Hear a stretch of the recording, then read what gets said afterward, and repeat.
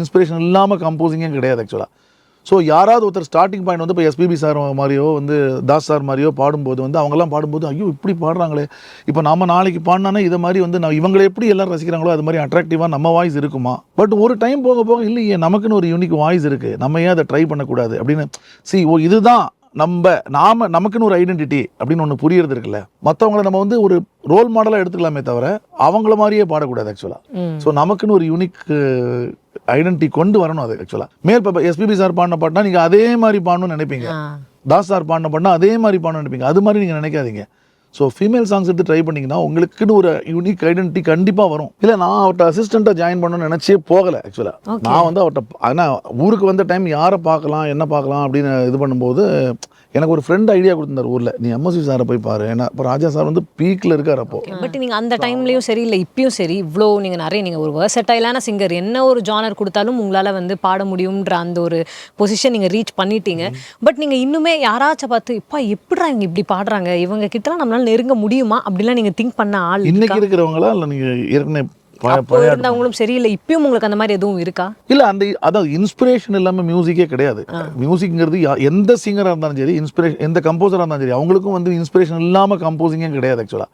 So யாராவது ஒருத்தர் starting point வந்து இப்போ எஸ்பிபி சார் மாதிரியோ வந்து தாஸ் சார் மாதிரியோ பாடும்போது வந்து அவங்கெல்லாம் பாடும்போது ஐயோ இப்படி பாடுறாங்களே, இப்போ நம்ம நாளைக்கு பாடினானே இதை மாதிரி வந்து நான் இவங்களை எப்படி எல்லாரும் ரசிக்கிறாங்களோ அது மாதிரி அட்ராக்டிவாக நம்ம வாய்ஸ் இருக்குமா அப்படின்னு நினச்ச காலங்கள் உண்டு. ஆனால் ஒரு இண்டிவிஜுவாலிட்டி நமக்குன்னு வர்ற வரைக்கும் நம்ம ஒருத்தரை இமிட்டேட் பண்ணுவோம், அதெல்லாம் பண்ணி தான் வந்திருப்போம் ஆக்சுவலாக. எல்லா சிங்கருக்குமே அது இருக்கும் ஆக்சுவலாக. பட் ஒரு டைம் போக போக இல்லையே நமக்குன்னு ஒரு யூனிக் வாய்ஸ் இருக்குது, நம்ம ஏன் அதை ட்ரை பண்ணக்கூடாது அப்படின்னு இதுதான் நமக்குன்னு ஒரு ஐடென்டிட்டி அப்படின்னு ஒன்று புரியறது இருக்குல்ல. அது நமக்கு நாமளே புரிஞ்சப்பறம் அந்த கான்ஃபிடன்ஸ் வந்தப்பறம் நமக்கு என்னென்னா மற்றவங்களை நம்ம வந்து ஒரு ரோல் மாடலாக எடுத்துக்கலாமே தவிர அவங்கள மாதிரியே பாடக்கூடாது ஆக்சுவலாக.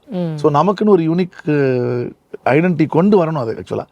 ஸோ அது ஈஸியாக வரும். ஏன்னா நம்ம என்ன பண்ணோம், எனக்கு வந்து இது ஒருத்தர் அட்வைஸ் பண்ணார், நீங்கள் வந்து மேல் சாங்ஸ் எதுவும் எடுத்து பாடாதீங்க, ஃபீமேல் சிங்கர்ஸ் பாடின சாங்ஸ், சுசீலாமா பாடின பாட்டோ, வாணிஜரம் பாடின பாட்டோ, இல்லை ஸ்ரேயா கோஷல் பாடின பாட்டோ, அதை எடுத்து நீங்கள் ப்ராக்டிஸ் பண்ணி பாடுங்க. ஸோ மேல் வாய்ஸில் நீங்கள் ட்ரை பண்ணும்போது நீங்கள் யார் மாதிரியும் பாட மாட்டீங்க, அப்போது எந்த மேல் சிங்கர் மாதிரியும் பாட மாட்டீங்க நீங்கள். ஓகே. ஸோ எக்ஸ்பிரசிவ் சிங்கிங் கிடைக்கணும்னா ஃபீமேல்ஸ் பாடின பாட்டு எடுத்து நீங்கள் ட்ரை பண்ணுங்கள்.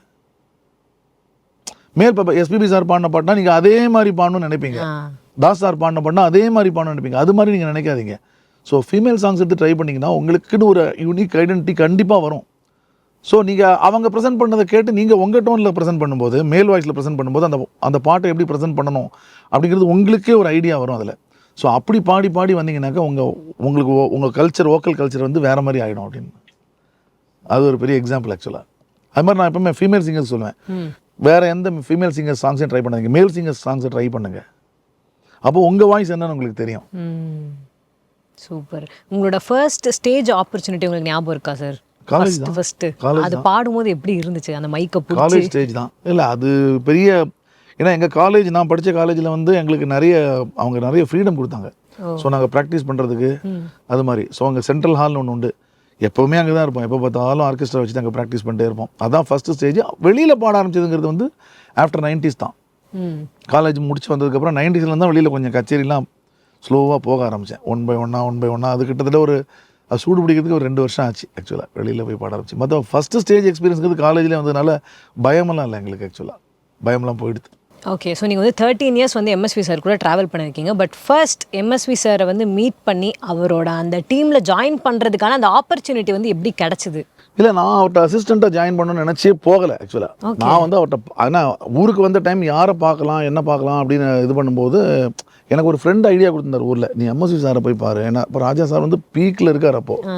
ஸோ அவரெல்லாம் போய் பார்க்க முடியுமாங்கிறது தெரியாது, எப்படி அப்ரோச் பண்ணுறதுங்கலாம் தெரியாது. ஸோ எம்எஸ்வி சாரை போய் பாரு. நாங்கள் ஆல்ரெடி அவர்கிட்ட ஒரு அசிஸ்டண்ட் இருக்கார். ஸோ அவர்கிட்ட கேட்டு தான் நம்பர் வாங்கியிருந்தேன், எம்எஸ்வி சாரோட நம்பரை.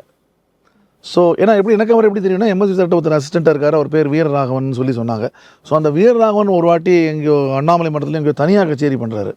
ஸோ அங்கே போய் பார்த்து நான் என்ன இன்ட்ரடியூஸ் பண்ணிவிட்டு எம்எஸ்வி சார் நம்பர் கிடைக்குமான்னு நம்பர் கொடுத்தாரு, லேண்ட் நம்பர் தான் கொடுத்தாரு. ஸோ நான் அதுக்கப்புறம் அவருக்கு ஒரு நாள் ஃபோன் பண்ணி, சார் இந்த மாதிரி உங்களை பார்க்கணும் அப்படின்னு சொல்லிட்டு, சிற்பின்னு ஒரு மியூசிக் டைரக்டர் இருக்கார், அவர்கிட்ட வந்து ஒரு சாங் பாடியிருந்தேன், ஒரு ஃபிலிம் அப்போ தான் வந்த புதுசில் பாடியிருந்தேன், ஜமீன் கோட்டைன்னு ஒரு படம். ஸோ அந்த சாங்கை எடுத்துகிட்டு போய் அவருக்கு கேசட் கொடுத்து அவரை பார்க்குறதுக்காக போய் பார்த்து, ஒரு ஈவினிங் டைமாக இருக்கும், காலையில் ஃபோன் பண்ணேன், பட் காலையில் ஒரு ஏதோ கம்போசிங் போயிட்டார் அப்படின்ட்டாங்க. ஸோ ஈவினிங் அவர் வரதுக்கு எப்படியும் ஒரு அவங்க வீட்டில் சொன்னாங்க 5 மணிக்கு வந்துடுவார், நீங்கள் வந்து ஒரு 4 மணிக்கெலாம் வந்துருங்க அப்படின்னாங்க. 4 மணிக்கு போனால் அவர் 6 மணிக்கு தான் வந்தார். 2 ஹவர்ஸ் நான் வெயிட் பண்ணேன். அப்போ அது பழைய வீடு, டெமாலிஷ் கூட பண்ணலை, பழைய வீடு அது ஆக்சுவலாக. ஸோ அங்கே இருந்தேன். அவர் வந்த உடனே நேராக வந்தார், உள்ளே வந்து இப்படி என்னை பார்த்துட்டு, ஆனால் அதுக்கு முன்னாடி என்னென்னா காலையில் அவருக்கு நான் ஒரு அன்னைக்கு எனக்கு இவரை பற்றி தெரியாது. ஏன்னா இவர் எத்தனை மணிக்கு எழுந்திருப்பார், இவருக்கு எப்படி ஃபோன் பண்ணிட்டேன். 5 மணிக்கெலாம் அவருக்கு ஃபோன் பண்ணிட்டேன் அவர் வீட்டுக்கு.